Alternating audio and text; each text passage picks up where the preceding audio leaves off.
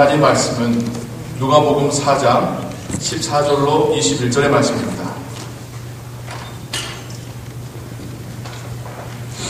제가 가진 성경으로는 신약 94페이지에 있습니다. 누가복음 4장 14절로 21절의 말씀입니다.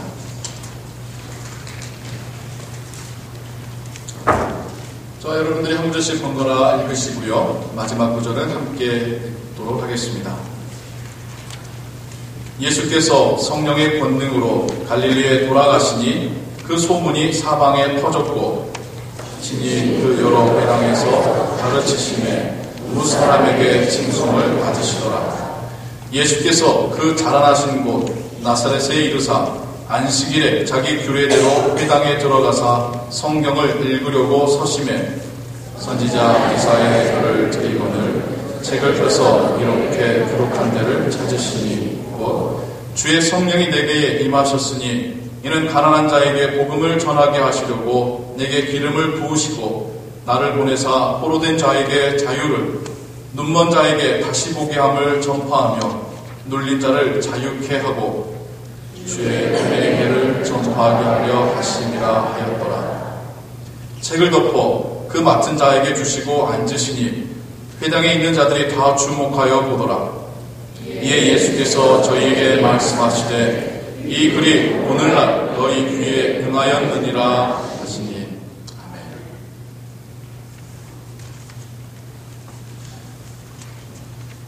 올해 우리 교회 표가 무엇이죠?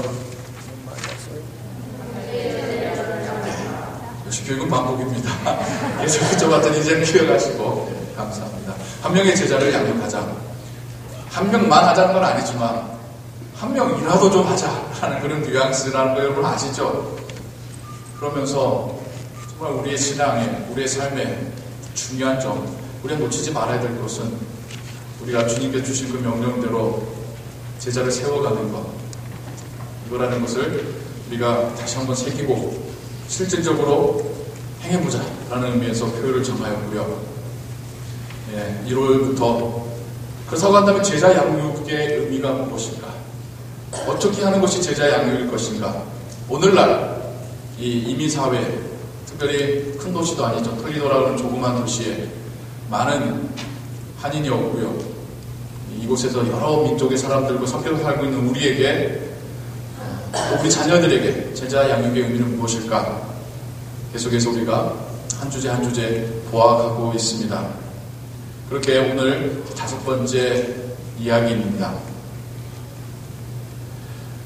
지금 우리가 읽었던 성경의 컨텍스트, 어떤 배경, 상황에 대해서 제가 좀 설명을 드리고자 합니다. 예수님도 사역을 시작하는 시작점은 있으셨어요. 어느 날 그냥 갑자기 하신 게 아니라, 혹은 그냥 소리 소문 없이 시작하신 게 아니라, 혹은 어렸을 때부터 뭔가 뛰어난 어떤 그런 모습을 보여주셨던 것이 아니라, 때가 이름에 하나님께서 예수님을 세례받게 하시고 세례 가운데 정말 성령의 비둘기같이 임하여 성령의 충만함을 입게 하시고 거기만이 아니죠. 40일간 광야에서 기도하게 하시고 그 기도 가운데 하나님으로부터 정말 받은 바 그 사명을 굳건히 하시는 시간들이 되셨겠지요.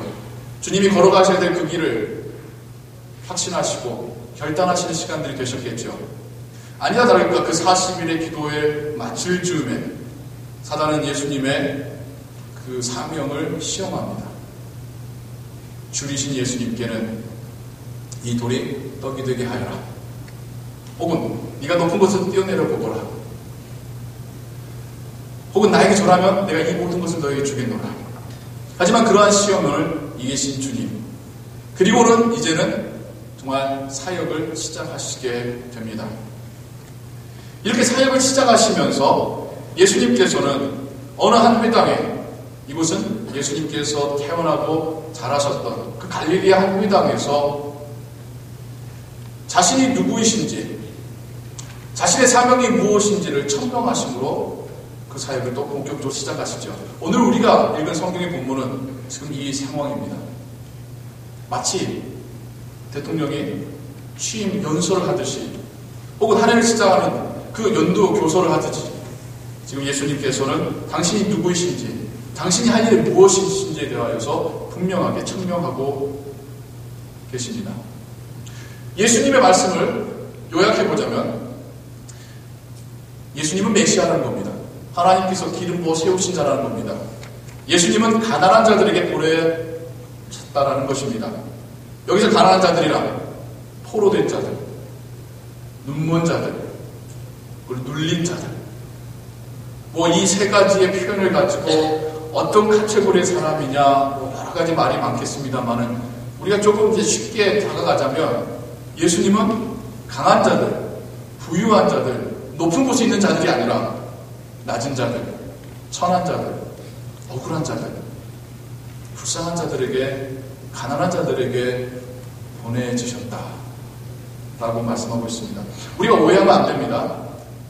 그러면 복음이라는 것은 예수님은 그러면 그런 괜찮은 사람들하고 전혀 상관이 없는 거구나. 그들은 이미 하나님의 나라에서 제외됐구나. 그 의미는 아니죠. 심지어 그들에게까지 보내졌다는 의미로 우리가 이해하는 것이 옳은 이해겠죠. 제가 올해 표를 말하면서 한 명의 제자를 양육하자 할 때 한 명만 하자는 게 아니라 한 명이라도 하자는 뉘앙스였다는 것처럼 예수님께서도 당신의 사명을 말씀하실 때에 이 사람들만이 내 사람이어가 아니라 나는 이들에게까지도 가려고 왔노라 라고 말씀하시는 걸로 우리가 이해하겠죠. 그리고 예수님은 이것이 자신의 사명일 뿐만 아니라 자신을 쫓는 제자들의 또한 사명임을 이야기하십니다. 그 당시에 사람들의 반응은 무엇이었습니까? 바리새인들, 성경을 잘 아는 자들, 그리고 예수님의 그 고향 사람들은 예수님을 비웃죠. 네가 뭔데? 너 요셉의 아들 아니야? 배척합니다. 비웃는 정도가 아니에요. 쫓아냅니다. 죽이려고 해서 쫓아냅니다. 이때 예수님의 제자들은요, 잘 이해를 못합니다. 훗날 성령이 그들에게 오순절에 강림한 이후에야 비로소 예수님의 말씀의 뜻을 이해하죠. 그리고는 그의 제자들이 혹은 그 제자들과 함께했던 동역자들이 예수님의 그 말씀을 기록하게 되어서 우리에게까지 오게 되었습니다. 주님께서 하셨던 말씀을 우리도 한번 곰곰이 한번 생각해 보는 시간이 되기를 원합니다. 하나님께서 성령으로 기름 부으셔서 메시아를 세우셨고요. 이젠 그 메시아를 보내셔서 복음을 전하게 하십니다. 그런데 이 복음이 하는 일이라는 것이 포로된 자가 자유를 회복하는 일, 눈먼 자가 다시 보게 되는 일, 눌린 자가 자유케 되는 일이라는 거예요. 변화를 이야기합니다. 우리의 사회 가운데, 우리의 주변 가운데 소수자들, 불쌍한 자들, 도움의 손길이 미치지 않는 그들에게 하나님의 손길이 미치게 하는 것, 이것이 복음의 능력이라고 주님은 말씀하고 있습니다. 예수님은 복음을 전하는 자고 이 복음이 하는 일은 우리 주변의 어두운 것을 밝히는 일이라고 말씀하고 계십니다. 근데 우리 현실은 그렇지 못하죠. 우리 현실은 그렇지 못합니다. 여러분들 부담 가지라고 하신 이야기 아니라 우리만이 아니라 오늘날 기독교 교회가 참 이 부분에서는 많이 부족합니다. 그리스도인이라고 부르는 사람들이 많아져도 안 변해요. 개그 프로에서 말하듯이 아무리 해도 안 변해요. 국회의사당의 절반 이상이 기독교인이면 뭐합니까? 안 변합니다. 세상에 기독교인들이 많아져도 세상이 안 변해요. 이런 일이 있었습니다. 인도의 한 주, 나가랜드라는 한 주에 효율적으로, 정말 선교사님들이 전략을 짜고 효율적으로 복음을 전해서 90%가 주님을 영접하고, 그러니까 자기를 그리스도인이라고 부르는 90%의 사람들이 생겨날 정도로 선교를 잘했답니다. 근데요, 그 주가 인도에서 오늘날까지도 가장 부패한 주랍니다. 젊은 세대들은 도박과 마약 찌들어 있는 주가 바로 거기래요. 르완다라고 하는 동아프리카에 부흥의 진원지가 있습니다. 그곳이 정말 성령으로 뜨겁게 되고 많은 교회들이 세워지고 많은 신자들이 생겨났다고 하는 그곳이 1994년도에는 인종 간의 대학살을 또한 일어났던 곳이기도 합니다. 교회가 있는데, 신자라고 하는 사람들이 있는데 사회가 변화되기는커녕 더 악한 모습, 더 부끄러운 모습이 나타나고 있는 것, 이게 우리의 현실입니다. 우리의 연약함이기도 하겠죠. 뭐가 문제였을까요? 뭐가 부족했을까요? 그들에게 기독교는 어떤 의미였을까요? 여러분, 바리새인들을 욕할 필요가 없습니다. 바리새인들의 문제는 뭡니까? 율법을 잘 안다는 거예요. 잘 아는데 율법을 차갑게, 날카롭게 다른 사람을 정죄하는 데 사용했다는 게 그들의 문제겠죠. 율법이 문제가 아닙니다, 여러분. 율법을 주장하는, 물론 율법을 가지고 매니플레이트하기도 하고 하나님 말씀하지 않은 율법도 만들어내는 잘못도 했었지만, 바리새인들의 근본적인 잘못은 그 율법의 정신, 하나님께서 그 율법을 주셨을 때에 그 율법 속에 담겨져 있는 하나님의 그 정신은 알지 못한 채 자기는 옳고 저 사람은 죄인이라고 정죄하는 데 율법을 사용했다는 것이 문제였습니다. 우리를 살린다는 복음도 마찬가지입니다. 주님의 마음을 이해하지 못한 채 그렇게 해서 배우는 복음은 또 다른 율법이 될 뿐입니다. 우리를 또 다른 바리새인이 되게 할 뿐입니다. 교회가, 물론 한국교도 마찬가지고요, 참 딜레마이고 참 쉽지 않았던 문제가 이 복음을 전한다는 것에 대한 개념을 잘 이해를 못했습니다. 그러니까 누구에게는 가서 일단 해야 될 말은 예수 믿으세요라고만 생각을 했어요. 틀린 건 아니죠.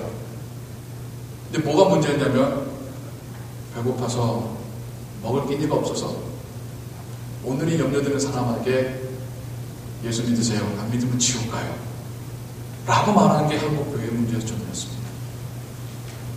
그 마음 가운데 상처로 울부짖고 있고 너무 아파서 신음도 못하는 그 사람에게 당신은 주인이라는 것을 인정하시고 주님을 영접하세요 라고만 말하고 있었다는 것이 한국교회의 문제점이었습니다.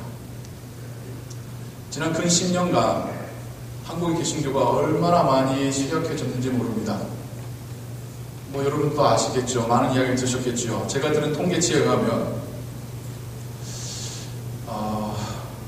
1990년 중반쯤에는 한국교회가 1200만 명을 그리스도 신자라고 말할 정도의 숫자였답니다.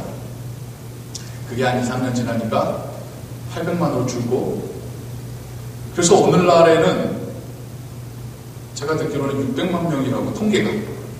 그게 통계예요. 통계란 건 뭡니까? 교회가 제출한 겁니다. 그 통계치에는 허수도 많겠죠. 자기가 그리스도인이라고 생각하지만 정말 그리스도답지 않은 사람도 많겠죠. 그 수를 다 포함한다고 해도 10여 년 만에, 10년 만에 자기를 그리스도인이라고 말하는 사람은 1800에서 600으로 떨어졌다고 제가 통계치를 들은 기억이 납니다. 그런데 유일하게 그 10년 동안에 수가 늘어난, 물론 수만 가지고 이야기할 필요는 없겠지만 수가 늘어난 곳이 있습니다. 천주교입니다. 개신교는 3분의 1로 줄어들 때에 천주교는, 물론 그 3분의 1이 다 간 건 아닙니다만 천주교가 늘었답니다. 우리가 천주교하고 라이벌도 아니고 싸울 것도 아닙니다만은. 그래서 왜 그런지, 개신교에 대한 사람들의 이해, 천주교에 대한 사람들의 이미지, 천주교가 어떤 점이 좋다고 생각하는지 그러한 설문조사를 했는데, 결국에는 그들은 하더라는 거예요. 그들은 사랑을, 그들은 공의를 실천하더라는 겁니다.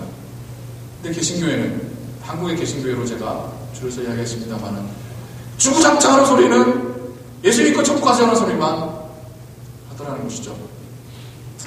틀린 말은 아니겠습니다만은, 그러나 정말 이 복음의 본질, 주님께서 이 복음을 어떤 심정으로 전하셨는지, 주님께서 이 복음을 누구에게 전하셨었는지, 주님께서 그들을 찾아가셔서 먼저 하셨던 것은 무엇이었는지, 예수님의 삶을 한번 돌아볼까요? 배고파하는 자에게는 먹여주셨습니다. 아파하는 자는 먼저 고치셨습니다. 죄를 짓고 심판받을 그 자는 먼저 용서해 주시면서 그리고 나서 예수님은 복음을 은혜를 말씀하셨습니다. 사랑이 없는 복음은 율법과 같습니다. 사랑을 실천하지 않는 기독교인은 아직 복음의 본질을 온전히 알지 못하는 것입니다. 한 30년 정도 됐네요. 1974년에 스위스 로잔에서 전 세계 184개국에서 거의 올림픽에 준하는 184개국에서 2,473명의 그 개신교 대표들이 모여서 스위스 로잔에서 회의를 갖게 되었습니다. 오늘날 기독교인들은 많은데 왜 사회가 변하지 않는 것인가? 우리의 문제는 무엇인가? 진지하게 복음주의자들이 논의를 하였습니다. 하나님 앞에 회개하는 심정으로 논의를 하였고 하나의 합의문을 도출했습니다. 어떤 선언문이죠. 15개 항목에 걸쳐서 그리스도인들은 이래야 됩니다 라고 하는, 이것이 하나님의 뜻입니다 라고 하는 그 선언문을 발표하게 됩니다. 그 중에 5장에 있는 그리스도인들은 사회에 참여에 대해 어떤 입장이 될 것인가 라는 이야기가 있는데 제가 좀 여러분들에게 읽어드리고자 합니다. 사람과의 화해가 곧 하나님과의 화해는 아니며 사회 참여가 곧 전도일 수는 없으며 정치적인 해방이 곧 구원은 아닐지라도 우리가 거기까지 믿는 바죠. 전도와 사회 정치의 참여는 우리 그리스도인들의 의무의 두 부분임을 인정한다. 이 두 부분은 모두 하나님과 인간에 대한 교리와 이웃을 위한 사랑 그리고 예수 그리스도에 대한 우리의 순종의 필수적 표현들이기 때문이다. 구원의 메시지는 모든 소외와 압박과 차별에 대한 심판의 메시지를 내포한다. 이런 소외와 압박과 차별은 구원의 메시지에 비춰보면 정죄된다는 말이겠죠. 그러므로 우리는 악과 부정이 있는 곳에서는 어디서나 이것을 공방하는 일을 밝히 드러내는 거겠죠. 두려워해서는 안 된다. 사람이 그리스도를 영접하면 그의 나라에 다시 태어난다. 따라서 그들은 불의한 세상 속에서 그 나라의 의를 나타낼 뿐만 아니라 그 나라의 의를 전파하기에 힘써야 한다. 우리가 주장하는 구원은 우리로 하여금 개인적 책임과 사회적 책임을 총체적으로 수행하도록 우리를 변화시켜야 한다. 행함이 없는 믿음은 죽은 것이다. 복음은 땅끝까지 전파되어야 됩니다. 맞습니다. 땅끝까지 전파되어야 됩니다. 그러나 이 땅끝을 지리적으로만 여러분 생각하지 마십시오. 우리가 속한 사회에서의 우리의 손이 안 미치는 그곳도 땅끝입니다. 어둠 가운데 압박받고 있고 눌고 있고 눌려있고 배고파하고 있는 그들도 땅끝입니다. 그들에게까지도 복음은 전파되어야 합니다. 이것은 주님의 명령이었고 또한 우리의 사명입니다. 그렇게 해서 우리는 먼저 심령이 가난한 자가 되어야 합니다. 주의 성령으로 무장되어야 합니다. 개토라는 단어 여러분 아십니까? 사회인류학자가 만든 단어인데요. 개토라는 단어는 한 메조리티가 있는 사회 가운데 마이너리티가, 예를 들자면 유태인들이, 특별히 유태인들이나 어떤 민족이 딱 자기들끼리 똘똘 뭉쳐서 자기만의 또 하나의 사회를 이루고 사는 것을 개토라고 부른다.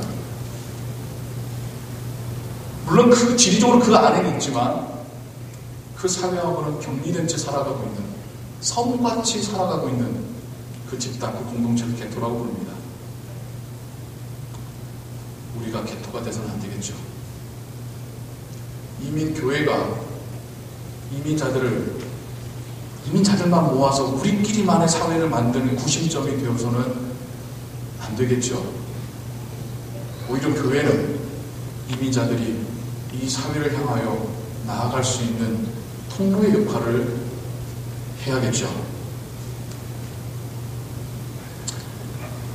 제자 양육입니다. 이것도 제자 양육입니다. 우리가 속한 이 세상에 대하여 관심을 갖고 사랑을 갖고 손길을 내어주는 것, 이것도 제자의 양육입니다. 이 세상 우리가 버려도 되는, 우리가 포기해도 되는 세상은 아닙니다. 이 세상도 하나님께서 만드신 다음에 아름다우더라, 좋았더라라고 말씀하신 하나님의 걸작품입니다. 이 위대한 작품을 망가뜨린 것이 바로 우리였습니다. 인간의 죄가 하나님의 창조물을 망가뜨렸습니다. 인간의 죄가 사회의 가장 큰 악입니다. 인간의 죄로 인하여 이 사회 가운데 슬픔이, 비극이, 외로움이, 억울함이 발생했던 것입니다. 그리고 이 세상 가운데, 어두운 이 세상 가운데 우리 주변에 있는 그 땅끝을 향하여 하나님의 손길은 전달되기를 원하십니다. 우리를 통해서입니다. 먼저 하나님의 사랑을 체험하고 회복된 우리를 통해서 하나님은 그들에게까지도 손을 내밀기를 원하십니다. 주님의 복음이 가난한 자들에게까지도 전파되기를 원하십니다.